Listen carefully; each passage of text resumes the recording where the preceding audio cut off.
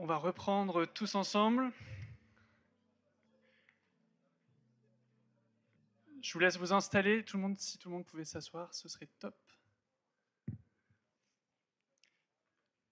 Alors, on va donner suite à l'intervention de Fabien, qui a fait un effort en tant qu'académique de donner beaucoup d'exemples d'applications industrielles. Et c'est typiquement de ce dont on va parler, essayer de faire des ponts entre ces deux mondes-là.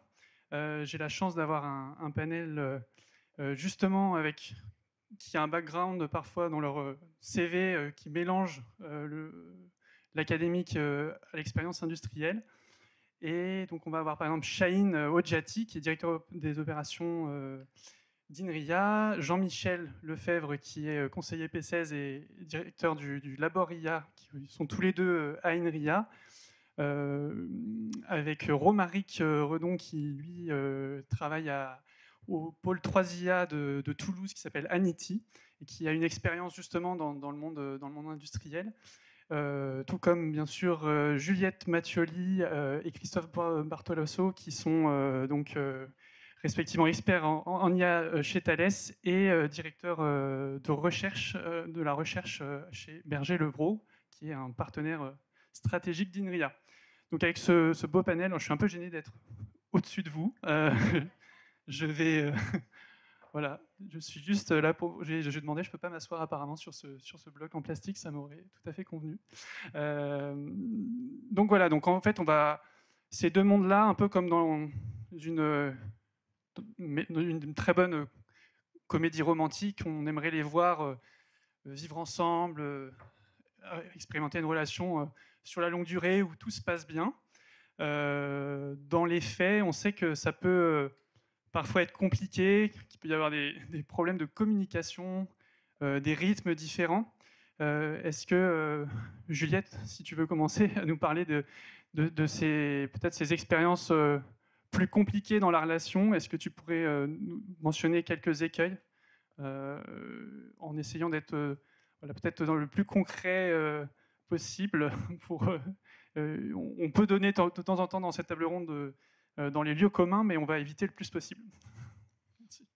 Alors le premier écueil est de considérer les industriels qui ne sont pas des industriels du numérique comme Thales, hein, on est plutôt à fournir des systèmes dans l'avionique, dans d'autres domaines, et de les considérer comme des mécènes. Nous ne sommes pas des mécènes.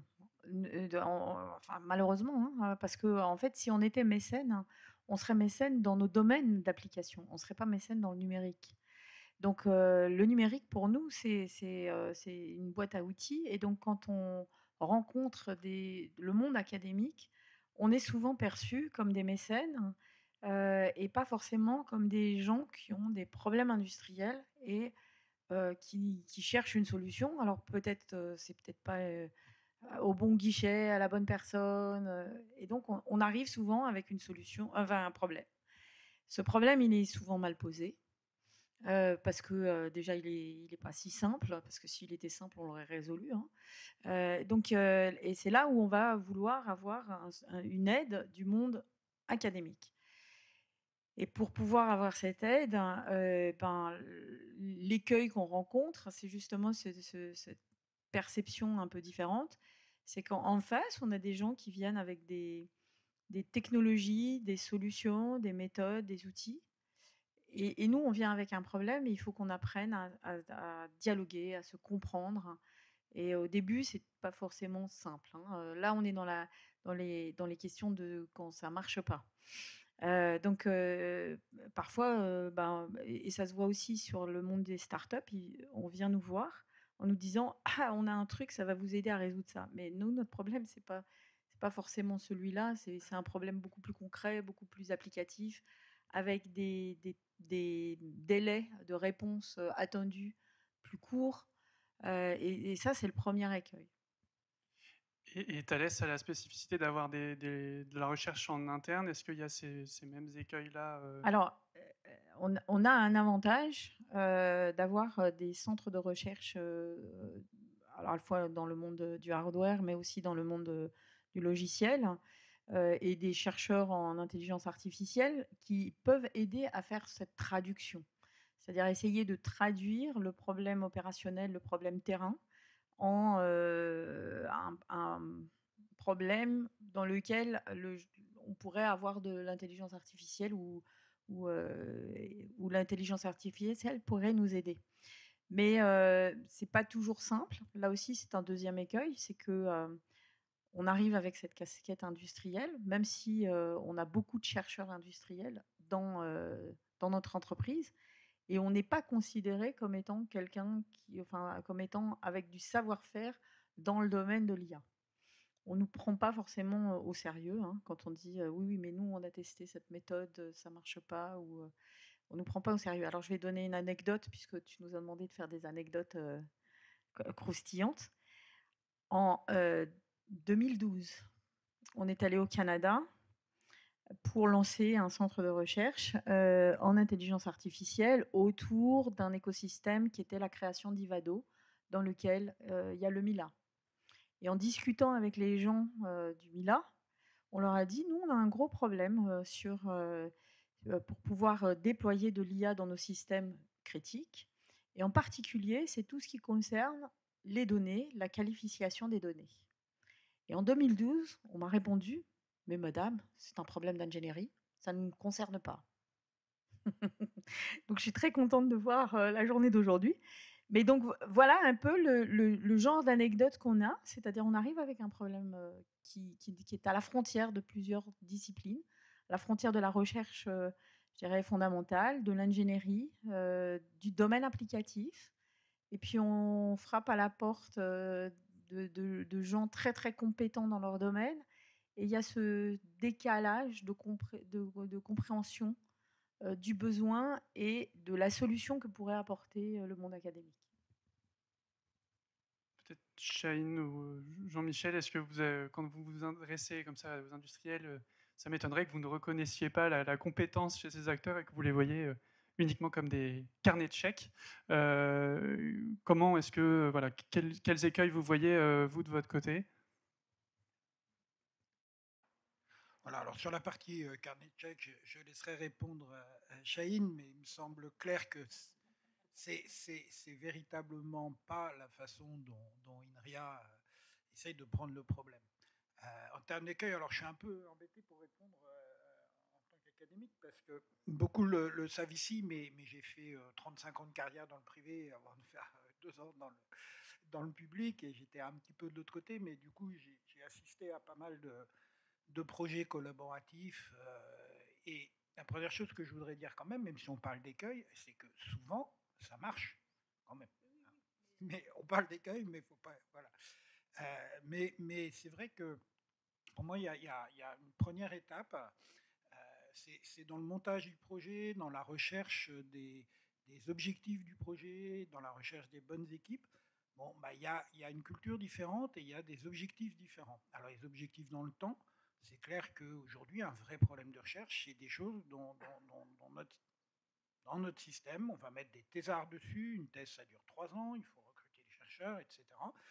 Et puis, à beaucoup d'endroits, des industriels, bah, ils ont envie d'avoir un retour sur valeur à 6 mois, à 1 an, à 2 ans, etc. Ça, c'est une première source de problème. Un autre problème qu'il ne faut pas, à mon sens, négliger, mais qui est, je pense, dans beaucoup de cas, un faux problème, mais c'est que les chercheurs, beaucoup sont vraiment attachés à ce que j'appelle la liberté de la recherche, et qu'ils peuvent avoir l'impression, avant un démarrage d'un projet avec un industriel, que ça va être vraiment du top-down et qu'ils vont y perdre leur liberté de recherche. Et ça, on y reviendra sur les solutions, mais à mon avis, c'est une mauvaise approche de la chose, c'est-à-dire que c'est vraiment dire il y a un commanditaire et un exécutant qui est l'équipe de recherche, et c'est pas comme ça que ça peut marcher, c'est vraiment en disant on est ensemble pour se poser des problèmes ensemble, et on fera du bottom-up ensemble, en intégrant à la fois la problématique recherche et la problématique industrielle. Comme l'a dit Juliette, un point qui me semble extrêmement important et sur lequel on essaye vraiment de travailler à INRIA, c'est aussi, à INRIA et à l'agence de programme d'ailleurs, en passage, c'est le problème de la pluridisciplinarité. Que ce soit la pluridisciplinarité purement technique, hein, hard, soft, etc., mais c'est aussi la pluridisciplinarité sens social, et c'est en ce sens que je parlerai du laboria éventuellement tout à l'heure, et IA. Et cette pluridisciplinarité, finalement, elle est encore pas assez présente dans le monde de la recherche, mais à mon sens absolument nécessaire pour apporter une valeur importante aux industriels. Puis le dernier écueil que je voudrais souligner, parce que d'expérience, là je ne donnerai pas des noms, j'en ai eu beaucoup, mais ça m'est arrivé de tomber quand même sur des industriels qui considèrent que la recherche est un moyen de se faire payer leur développement par des structures moins chères que les boîtes de services. Euh, ça existe beaucoup et c'est mal barré. Et à mon avis, l'erreur là-dedans aussi, elle vient du fait que c'est pas le cas d'entreprises comme Thales, bien sûr, et je pense pas comme Berger-Levrault, mais dans beaucoup même de grands groupes français, et j'en ai des expériences précises, eh ben, il n'y a plus ou pas de structure de développement numérique ou de R&D. Ce qui fait qu'en gros, si les industriels attendent de la part d'une équipe de recherche un résultat directement opérationnel, intégrable, etc., bah, ça ne va pas le faire. Et donc, il faut absolument qu'il y ait cette prise de conscience que ce soit en interne ou via des sociétés de services, parce qu'il y en a qui font du boulot super, super bon, et ben, il y ait ce chaînon manquant. Et P16, comme vous l'avez entendu depuis le début de la matinée, bah, se propose d'être une possibilité de ce chaînon manquant, mais entre la recherche de fond, la recherche fondamentale, et l'industrialisation et le fait de rendre l'objet totalement opérationnel, maintenu, etc. Peut-être Chahine, si tu veux compléter sur la partie. Voilà, ça y est. En fait, c'est super intéressant parce que j'avais envie d'abord de rebondir par rapport à ce que Juliette vient de dire. Le mot mécène, intéressant, ça veut dire le financement quelque part de la recherche. Alors, moi, j'aimerais bien revenir juste 30 secondes sur les fondamentaux tels que c'est vu par INRIA. Ce qu'on se dit côté INRIA, c'est que l'innovation, c'est une invention qui trouve son marché. Voilà. L'innovation est faite par les entreprises. C'est les postulats de départ vus par INRIA. Et le transfert, donc, versus valorisation, mécène. Nous, on utilise le mot transfert et non pas transfert, impact, innovation et non pas le mot valorisation, parce que l'objectif de transfert n'est pas de financer la recherche. C'est extrêmement important. Une fois qu'on a dit ça, ça veut dire que chez INRIA, dans le numérique, évidemment, pour INRIA, l'innovation, c'est du transfert de techno et surtout de compétences pour soutenir et accompagner l'innovation auprès des entreprises, entre autres. Une fois que ce schéma est posé, alors pour aussi compléter par rapport à ce que disait Jean-Michel, il y a, de notre point de vue, il y a quelques principes importants. Et le sujet de cœur, c'est comment établir une relation dans la durée avec un industriel. Le point clé, il est là. Pas que ce soit des one-shots par-ci, par-là sur tel ou tel sujet. On peut arriver sur des sujets un peu compliqués tels qu'on a décrits. La confiance vient dans une relation dans la durée. Et ça se traduit par quoi concrètement? Pour établir une relation dans la durée avec une entreprise, il faut que cette relation soit portée au plus haut niveau de l'entreprise. Ce n'est pas une question de dire c'est du top-down ou de bottom-up. C'est qu'il faut un soutien au plus haut niveau de l'entreprise et de l'institut pour porter cette relation. Il faut une co-gouvernance. Jean-Michel a parlé de, et il faut qu'on, tu as parlé d'un continuum et de dire que c'est pas, il faudrait qu'on se mette d'accord, il y a des chaînons manquants, etc. La co-gouvernance, c'est une clé. On réfléchit ensemble. On travaille ensemble et on prend le temps. Ce qui m'amène au point suivant. Ce temps qu'on prend, ces temps de discussion qu'on prend, c'est pourquoi? Pour établir ce que moi j'appelle dans notre jargon une feuille de route long terme, scientifique, technologique et d'innovation. Cette partie-là, c'est souvent dans cette troisième partie, c'est là où on retrouve les besoins, tu as parlé Jean-Michel des besoins court terme. Tout n'est pas... voilà. Et ce temps de discussion entre l'industriel et l'académique permet d'établir cette vision partagée, co-gouvernée de cette feuille de route sur les trois aspects, qui me paraît extrêmement important.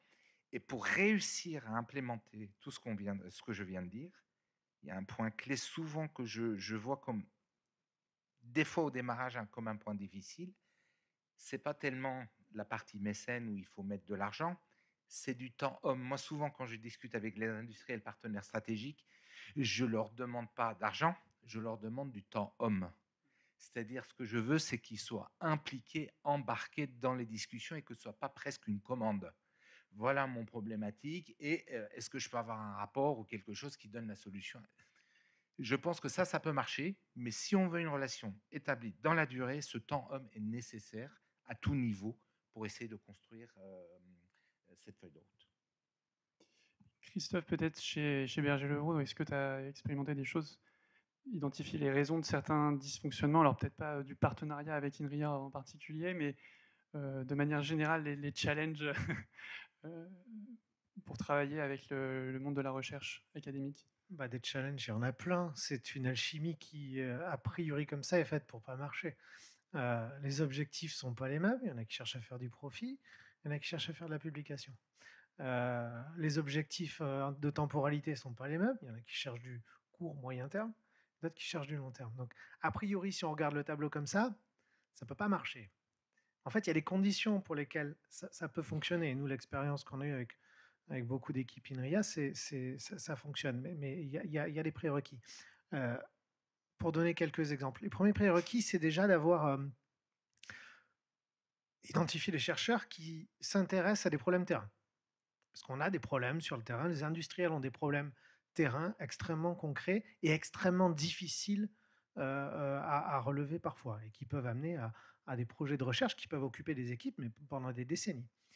Donc ça, c'est le premier préalable. Donc arriver à identifier les chercheurs qui ont cette appétence pour aller voir un petit peu ce qui se passe, derrière les portes du labo. Et il y en a plein, mais faut les trouver. La deuxième, pour le coup, c'est à l'industriel de faire un effort.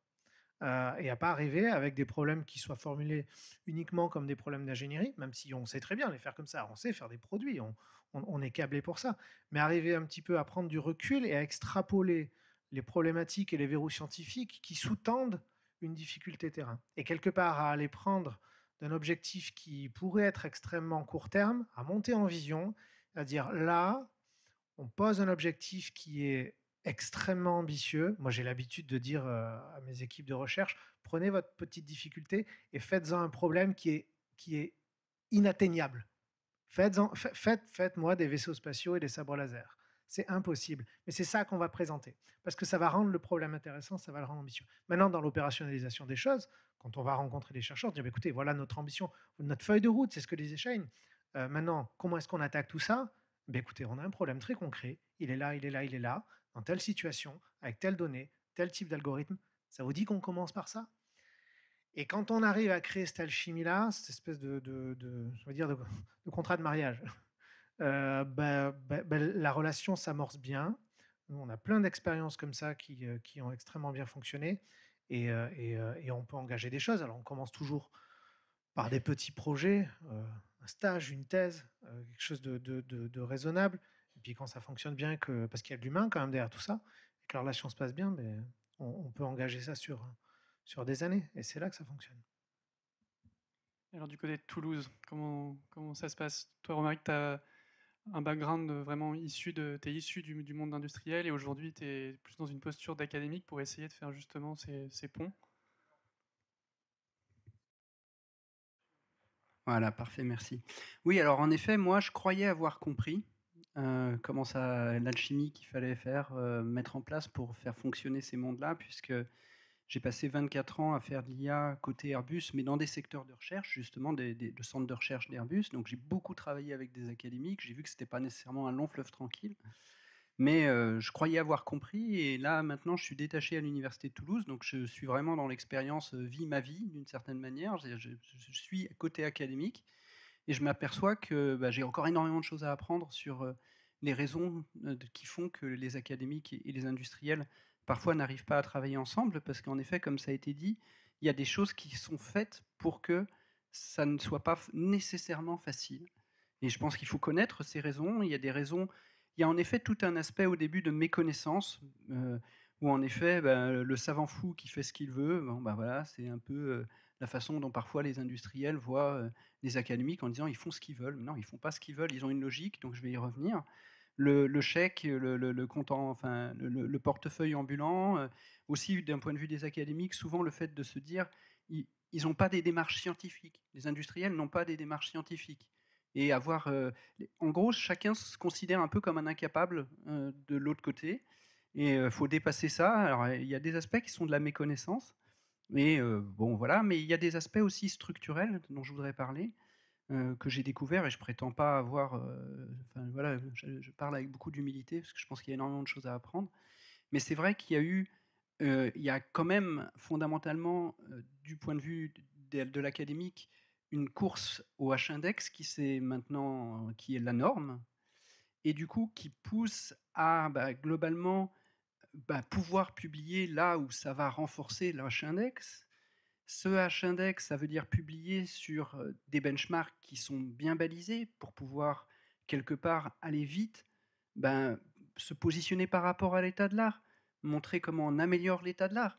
Et d'où c'est sûr qu'un industriel qui arrive en se disant tiens, j'ai mon joli problème, c'est pas forcément du tout aligné avec quelqu'un qui il n'y a pas de benchmark. C'est-à-dire si en effet le problème est résolu, l'industriel est content, l'académique est content aussi, mais il peut peut-être pas valoriser ça par rapport à la façon dont il est évalué sur son H-index, parce que le benchmark n'existe pas.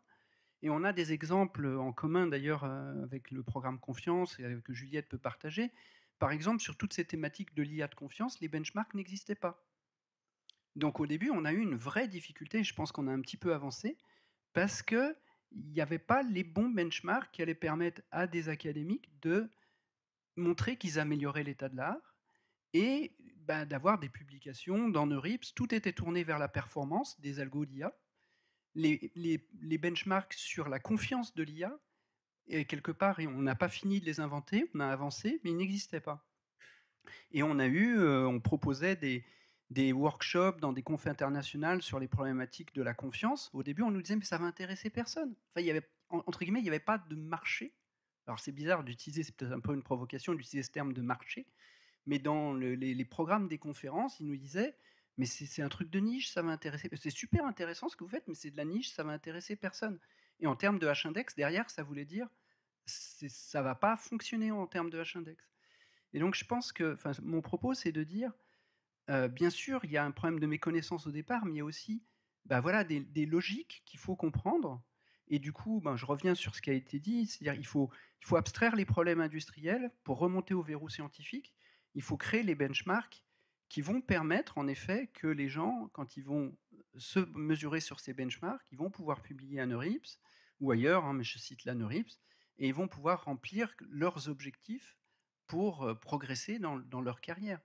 Et ça, c'est une alchimie en effet très intéressante, de comprendre ces mécanismes d'évaluation qui existent pour que chacun, dans son référentiel d'évaluation, avance. Et ça se décode pas si facilement que ça. Super. Donc, on a de manière un peu grossière filé la métaphore de la relation. Donc, on va continuer. Si on veut faire en sorte, voilà, que peut-être que du flirt, on passe à une relation plus long terme. Chahine, tu as insisté tout à l'heure sur le long terme. Quel conseil, quelle bonne pratique? Alors, c'est le moment où vous utilisez votre bloc-notes Probable pour noter les bonnes recettes de grand-mère. Donc, quelles sont vos bonnes recettes, voilà, pour conseils pour une bonne relation? Peut-être qu'on peut commencer par toi, Chaline. Justement, tu avais l'air d'être un expert en relations longue durée. Bon, moi, j'avais envie de parler de trois sujets, trois bonnes pratiques, si on peut dire. On a beaucoup parlé de définition et de discussion pour arriver au vrai verrou scientifique. Ça a été dit à plusieurs moments où on n'arrive pas forcément à se comprendre au début, etc. Nous, en tout cas, la pratique que je trouve qui donne des résultats assez intéressants, c'est avoir un binôme dans notre organisation, en tout cas côté INRIA, des responsables, ce qu'on appelle de domaine d'innovation, c'est des verticaux marchés quelque part, et à côté de ça, un responsable transverses scientifiques, ce qu'on appelle les ADS, les adjoints au directeur scientifique, qui ont une vision sur des thématiques, sur des thèmes, englobant l'activité peut-être d'une trentaine, 40 équipes INRIA.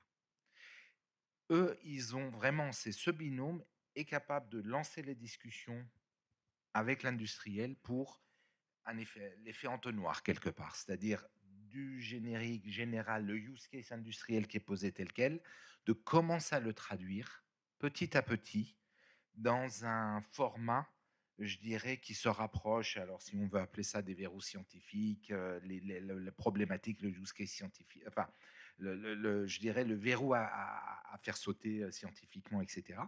Et à ce moment-là, on arrive à aller vers des spécialistes, les équipes dont leur métier de recherche est de traiter ces sujets-là, et à ce moment-là, de mettre ces équipes-là en face de l'industriel pour commencer à instruire et à discuter. Donc cette étape qui est dans la phase, je dirais, de qualification, c'est important d'avoir des intermédiaires, entre guillemets, si on peut appeler ça comme ça, scientifiques, et côté innovation pour pouvoir faire ce travail pré-mâché, parce qu'un scientifique, s'il vient 5 fois, les collègues sont là dans la salle, 5 fois directement avec une entreprise, et ben la 6e fois, ils ne viendront pas, parce que la communication ne s'établit pas. Le deuxième point rapidement, donc on va on va se mettre post maintenant relation établie. On a qualifié, ah oui, on veut travailler ensemble. Je pense qu'il y a des modes intégrés qui donnent de très bons résultats. Moi, je prends l'exemple de ce qu'on propose, ce qu'on appelle les équipes projets communes avec des industriels. C'est-à-dire, on se met ensemble, on crée une équipe et on travaille ensemble sur la même feuille de route, ce qu'on a explicité avant. Donc, on a pris le temps de poser la feuille de route. On a des scientifiques d'un côté, de l'autre côté, on a des ingénieurs d'un côté, de l'autre côté, et on déroule ensemble. Peut-être que Christophe reviendra dessus. On a une équipe projet commune avec Berger-Levrault. Bon, je le laisserai juge de dire quelques mots là-dessus pour voir ce que ça apporte comme résultat. Et enfin, le dernier point, ce sont les ingénieurs. Moi, j'y tiens beaucoup.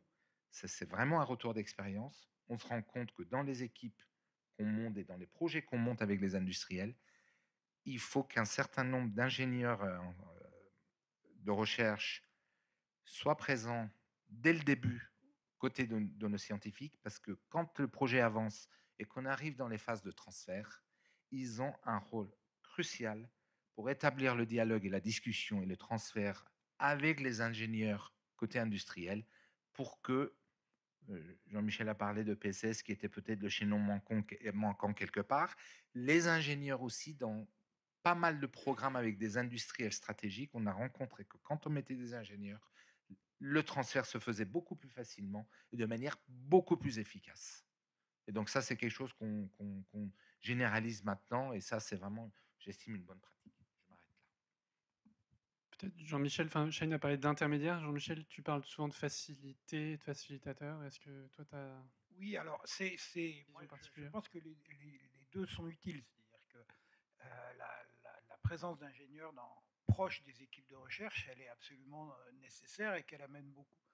Mais un peu plus généralement, et de cette ambiance-là, le fait de dire dès le démarrage du projet, comment on va passer du résultat de la recherche, des fameux mêmes POC qui marchent, à un déploiement industriel, à une maintenance industrielle. Qui va faire ça? Est-ce que ça va être en interne? Comment on prend les contraintes de ce déploiement industriel aussi dès le départ dans la construction du projet de recherche? C'est hyper important.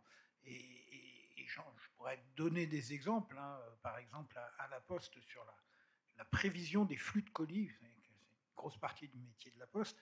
Ben, on a fait des POC qui étaient super résultats, non pas avec des chercheurs académiques, mais c'est-à-dire d'anciens chercheurs académiques de Promet, avec des gens hyper motivés à la Poste qui nous ont donné leurs données, etc. Puis après, on a ramé pendant 2 ans avant d'arrêter, parce que ce n'était pas déployable sur les infrastructures de la Poste à des coûts raisonnables. Et on ne l'avait absolument pas vu venir. Et donc c'est important de prendre en compte ces choses-là.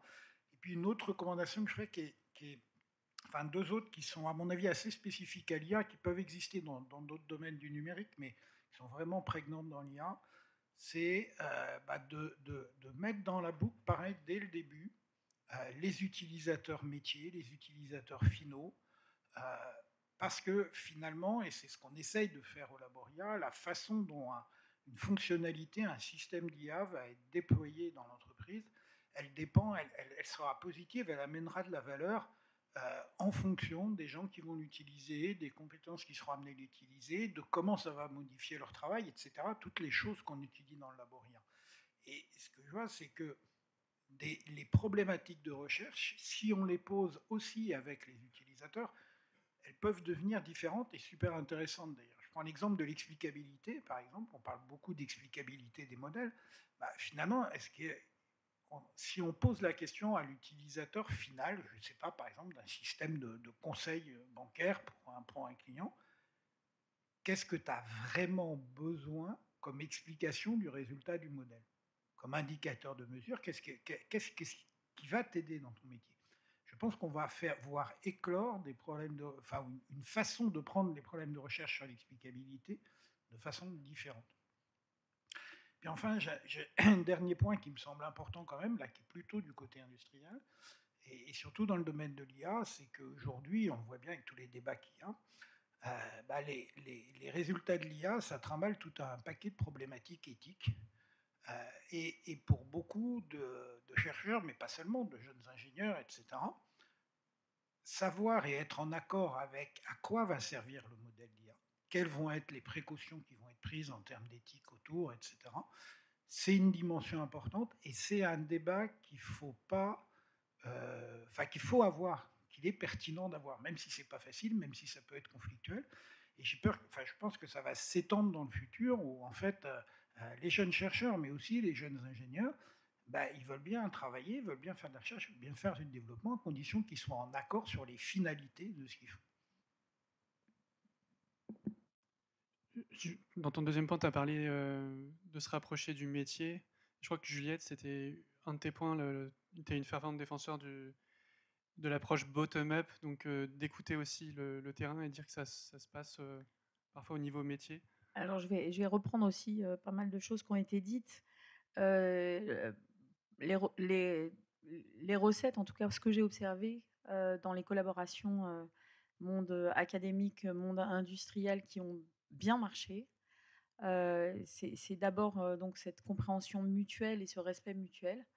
Et en particulier, même s'il y a un expert du domaine applicatif qui discute avec un expert scientifique, le fait que les deux se reconnaissent avec une expertise et pas se reconnaissent comme étant incompétents dans le domaine de l'autre, déjà ça pose de bonnes bases.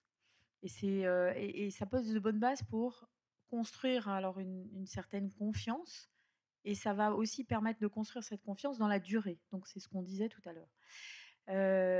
Donc ça c'est un bon moyen. Alors une façon de faire, en tout cas une façon de faire qu'on fait dans Thales, hein, ça peut commencer aussi au travers d'une thèse.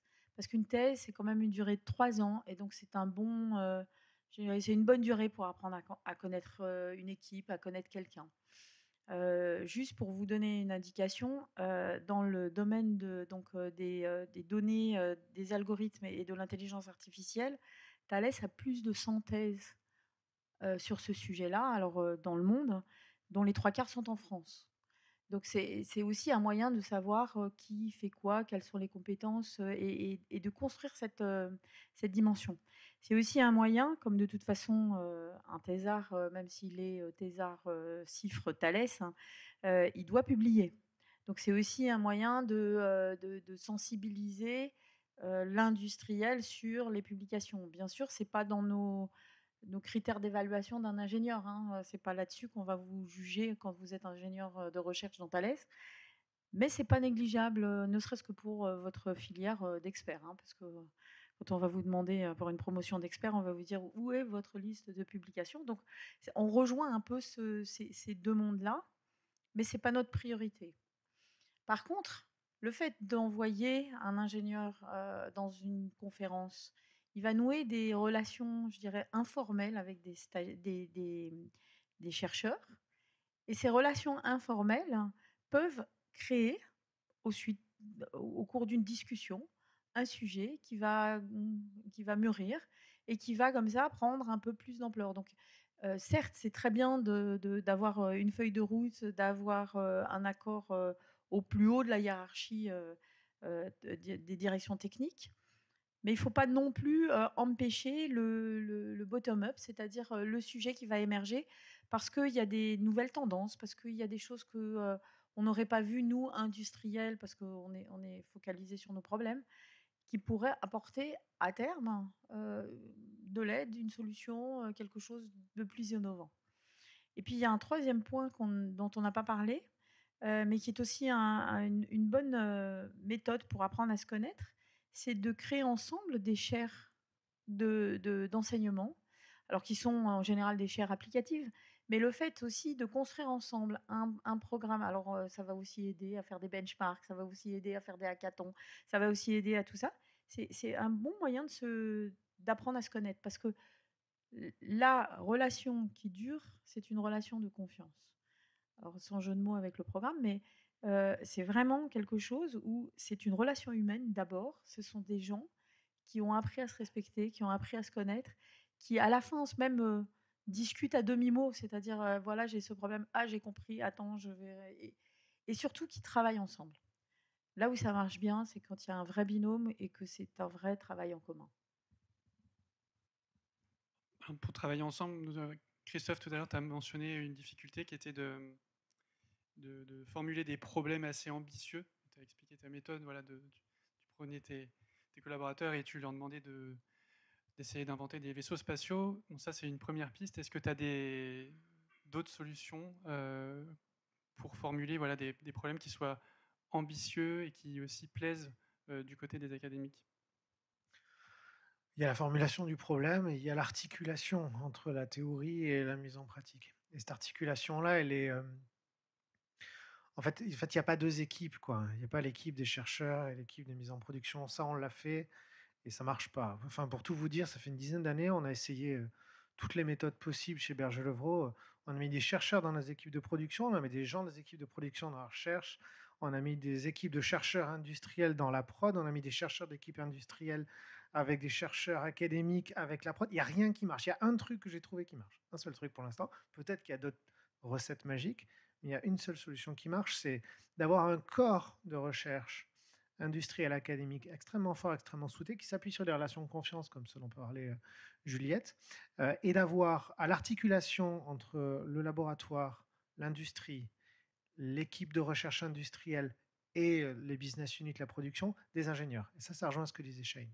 Et à chaque fois, sur ces petites articulations-là, elles sont absolument indispensables, parce que si on n'a pas ces ingénieurs, on a des solutions qui émergent de la recherche et qui sont ce que j'appelais les méthodes throw over the wall, quoi. C'est super, j'ai une solution, je te la jette par-dessus le mur, débrouille-toi. Et il ne se passe rien après. Ça ne fonctionne pas. Donc il y a vraiment cet accompagnement qui doit se faire tout du long, et il se fait avec une articulation avec des ingénieurs, et ça fonctionne bien.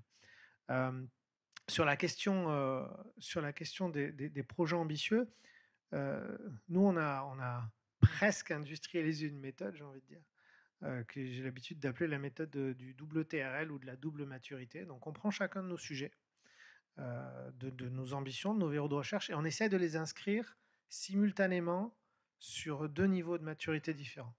Quelque chose d'extrêmement ambitieux, extrêmement long terme, qui va nous permettre d'alimenter de la recherche, de travailler sur le long terme de manière pluriannuelle avec des équipes académiques, et d'essayer sur chacun de ces sujets-là de trouver l'élément de concrétisation technique, technologique qu'on va pouvoir valoriser le plus vite possible. Et parfois, c'est juste que des petits bouts, c'est des petits morceaux d'algorithmes, c'est des petits morceaux de data visualisation, c'est des petits morceaux de base de données, c'est des modèles qui font vraiment pas ce qu'on veut, mais qui commencent à démontrer un potentiel. Et en fait, ça crée ce continuum, ça crée ce canal d'alimentation. Et tout se diffuse petit à petit. Donc quand on a réussi à mettre en marche cette mécanique-là, alors là, ça fonctionne. Elle n'est pas évidente à mettre en place, mais enfin, nous, on a trouvé une recette qui fonctionne plutôt bien. J'espère qu'elle continuera à fonctionner longtemps. Super. Alors, on va retourner du côté de Toulouse. Donc, c'est le cassoulet, les bonnes recettes de grand-mère là-bas, non? Est-ce que tu as autre chose que le cassoulet romaric à nous proposer? On va te donner un qui clignote là. Merci. Alors, la redondance, c'est bien. Alors la recette cassoulet, ouais, je ne sais pas si on a trouvé toutes les recettes, mais on a aussi en effet des choses qui marchent très bien. Alors, bon, je rejoins énormément des choses qui ont été dites, donc je ne vais pas paraphraser. En fait, il faut trouver les bons proxys. On a parlé de chaîne, de continuité, de pas throw over the wall. Voilà. Donc, il faut trouver la logique qui va permettre, en effet, de partir de la contribution scientifique et qui va aller jusqu'à potentiellement une brique logicielle qui peut être intégrée et utilisée dans l'entreprise. P16 a un rôle à jouer dans cette chaîne.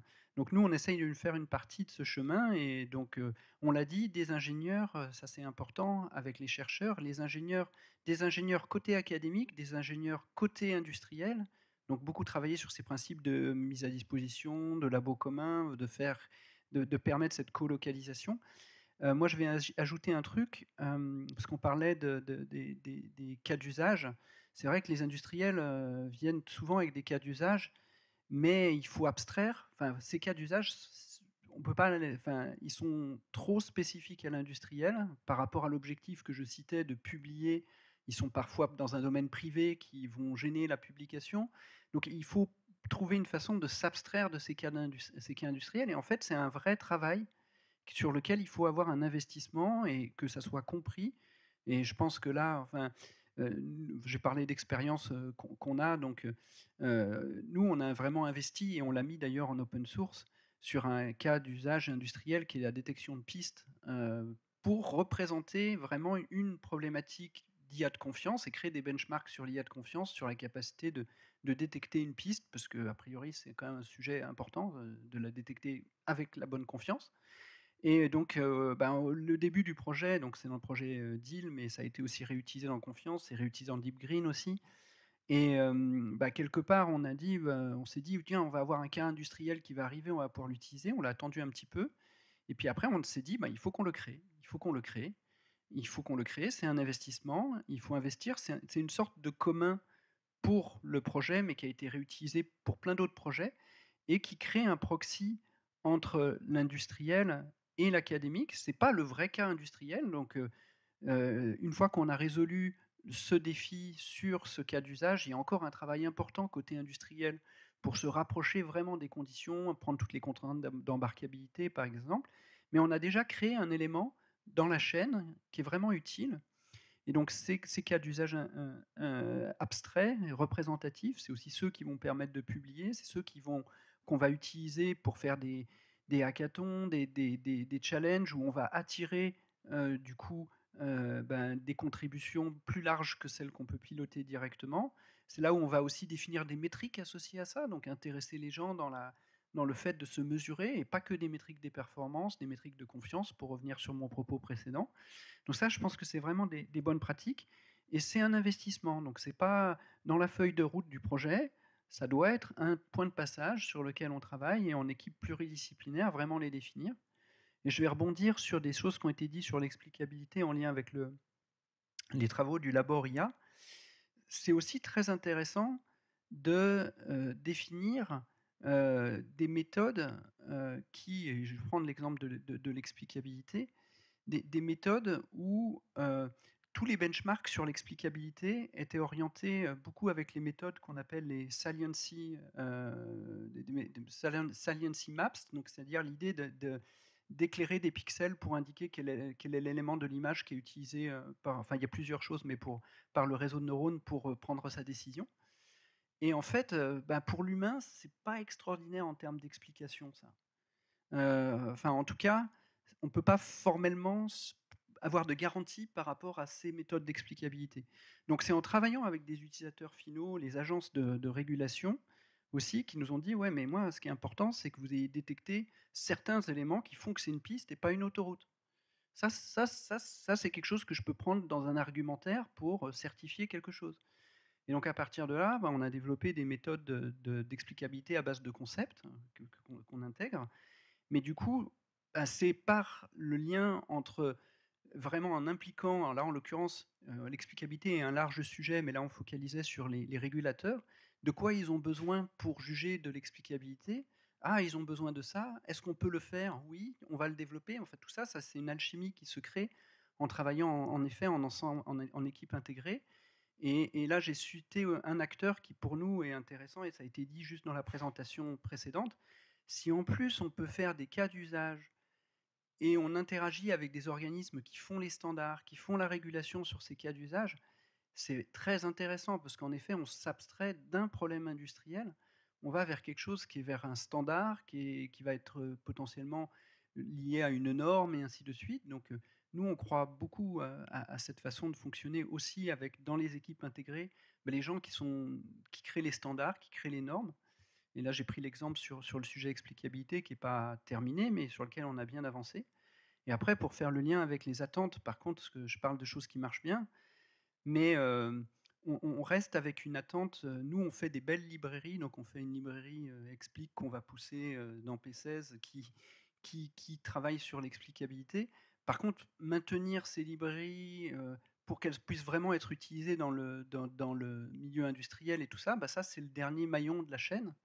Et c'est là où on a quelque part, en effet, beaucoup d'attentes par rapport à des programmes comme P16. On avait aussi des liens avec Confiance sur ce sujet-là. Et j'ai été très intéressé aussi, toute la question de débat valorisation, innovation, création de valeur, comment au final on crée de la valeur sur tout ça. Et ce qui a été proposé par les modèles de Probable, c'est des choses où aussi on a pensé tout ça dans la relation avec les industriels pour avoir des modèles où globalement, non seulement on a fait avancer la science, mais on va créer de la valeur autour de ces briques-là. Et là, je suis plutôt en attente de ce qui va être défini par les belles personnes qui ont parlé avant nous aujourd'hui. Super, merci pour tout ça. Oui, je pense qu'on dépasse un peu peut-être la vision de base qui consiste à penser que l'académique a une solution, qui cherche son problème, et puis l'industriel qui a pour le coup un problème et pas de ceux qui cherchent sa solution. Donc on voit que ça peut aller plus loin, qu'il y a des choses qui marchent, et je vous en remercie. Il nous reste 7 minutes pour vos questions. Est-ce que vous, Sylvain, qui est juste là. Super. Oui, on a entendu plusieurs fois parler du H-index, etc. Et peut-être une réflexion, c'est est-ce que finalement on devrait trouver d'autres incitations pour les chercheurs que purement une mesure de nombre de citations de leur papier, de façon assez connue, par exemple, les auteurs originaux du Jupyter Notebook et de NumPy ne trouvaient pas de poste dans le milieu académique alors qu'ils ont eu un impact monumental sur les sciences mondiales. Est-ce qu'il y aurait d'autres mesures envisagées qui permettraient d'avoir une mesure de l'impact dans le bien commun, toujours, de la recherche ou de la production scientifique des chercheurs qui serait plus en adéquation avec ce genre de collaboration?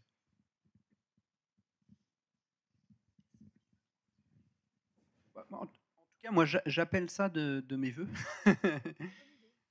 C'est sûr qu'il y a toujours une chose qu'on dit sur les métriques, c'est que tout ce qui est important, tout ce qui est mesurable n'est pas nécessairement important, et tout ce qui est important n'est pas nécessairement mesurable. Et le H-index, c'est mesurable. Donc c'est vrai que ça s'impose, mais ça ne tire pas forcément, en tout cas moi je le vois en tant qu'industriel, dans la casquette, quand j'avais ma casquette industrielle, je ne comprenais pas cette logique du H-index.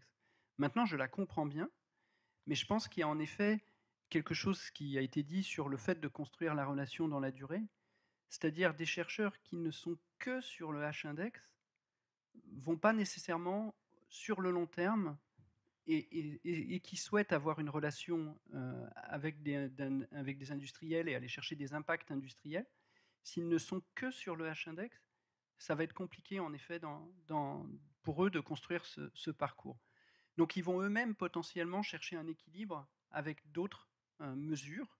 Et il y a, je ne sais pas, vous en parlerez peut-être au niveau de l'INRIA, je pense que ce n'est pas la seule mesure au niveau de la production académique, mais c'est vrai que moi je peux parler de la compétition IA Cluster dans laquelle on a été mise, et très clairement le H-index était derrière beaucoup des logiques du jury international qui nous évaluait, puisqu'il y avait eu une logique où l'ANR avait mandaté un jury international pour évaluer les IA clusters.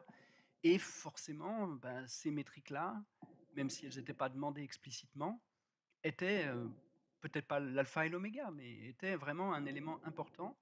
Et donc, par rapport à certaines contributions, ben, il y avait des problèmes d'alignement. Et nous, on a publiquement à ce moment-là appelé de nos voeux le fait que d'autres mesures puissent être aussi utilisées. Après, je ne sais pas, je laisse mes collègues réagir. Ouais, si je peux faire juste un complément là-dessus, je pense que c'est compliqué. L'avantage du H-index, c'est que c'est une mesure généraliste, quoi. Quelle que soit la discipline scientifique, quel que soit le type de recherche, ça se compte de la même manière. Et il y a les impacts qu'ont des travaux de chercheurs qui sont hyper spécifiques sur les domaines et qui sont incommensurément valorisables. Je vais donner un exemple. Shaheen en parlait tout à l'heure. On a une équipe projet commune avec INRIA. Et un des résultats de travaux de recherche qu'on a monté avec cette équipe, c'est la génération de 23% du code d'une de nos applications. Une application qui équipe les 2 tiers des collectivités locales françaises sur leur système de comptabilité. Vous imaginez si tout ça, ça tombe en rade demain. Mais cet impact-là, il ne se retrouvera jamais dans une métrique posée sur des évaluations de chercheurs. Et pourtant l'impact de ces résultats de recherche, il a une valeur inestimable. Donc il faut trouver peut-être d'autres manières effectivement de montrer que les résultats de la recherche ont un impact, parfois immédiat, parfois plus long terme, avec des industriels ou même sans, et ça, c'est au cas par cas. C'est pour ça que c'est difficile, je pense. Avec ce qui vient d'être dit, et surtout, je pense que sur ce genre de sujet, il faut beaucoup de temps. Ça commence aussi par changement de mentalité, de vision, que ce soit partagé, et ça se décrète, c'est difficile. Et je pense que par les success stories, tels que Christophe vient d'expliquer, par des cas concrets, petit à petit, ça se construit pour pouvoir rajouter d'autres critères d'évaluation quelque part.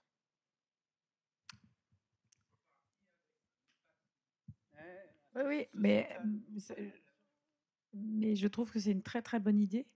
Et ça permettrait aussi, dans des salons qui sont plus des salons industriels, d'inviter plus de chercheurs pour montrer à d'autres industriels l'impact, et un peu comme une visibilité. C'est-à-dire que en business, on dit qu'il n'y a pas de meilleur vendeur que des clients satisfaits. Ben, c'est pareil. C'est-à-dire un industriel qui est très très satisfait d'une équipe de recherche, si elle en fait la promotion à d'autres industriels, c'est gagné, quoi. Et donc, s'il y avait un impact index ou je ne sais quoi, visible du monde industriel, ce serait génial. C'est vrai que là, on a deux exemples dans la salle. Enfin, je trouve que, par exemple, des chercheurs comme Fabien et Gaël qui donnent naissance à des logiciels libres. Eux, déjà, ils pourraient faire une belle référence. Pour un e-index. Sinon, une réponse pas constructive et un peu cynique. Tu parlais, Sylvain, de ces personnes qui vont bosser sur Jupyter et NumPy. En fait, il faudrait qu'ils fassent une publication sur NumPy et qui serait citée plein de fois pour faire monter leur H-index. Je rigole. Ils l'ont fait. Okay.